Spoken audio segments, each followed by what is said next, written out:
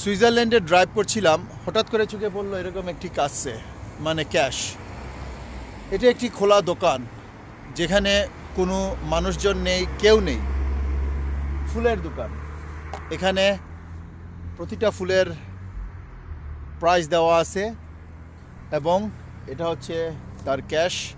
এখানের মধ্যে আপনি এই মাঠ থেকে যত ফুল আছে সেখানে প্রাইস দেওয়া আছে, সেই ফুলটি আপনার প্রয়োজন মতো পিক আপ করবেন বা তুলে সঠিক মূল্যটি এখানে পরিশোধ করে আপনি চলে যাবেন।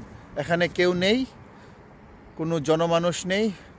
আপনি আপনার নিজের রেসপন্সিবিলিটিতে সঠিক মূল্যটি পে করবেন। এখানকার লোকজন ঠিক তাই করে। কেউ এখানে একটা ফুল বেশি নেয় না, একটা ফুল কম নেয় না। শুধু ফুল নয়, এখানে ফুলের সাথে ফ্রুটসও আছে। যেমন এখানে তরমুজ আছে এবং প্রতিটা তরমুজের মূল্য 4 ফ্রাঙ্ক।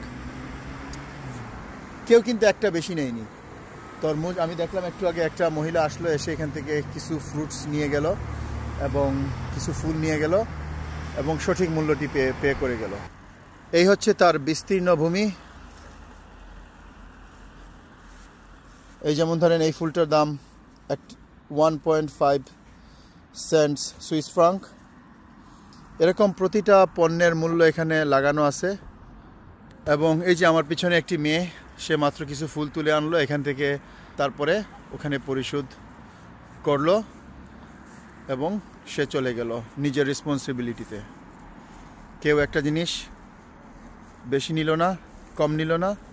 ভাবা যায় এখানকার লোক কতটা সৎ হতে পারলে এরকম খোলা আকাশের নিচে ফল ফ্রুট এবং খোলা ফুলের দোকান রেখে যায়।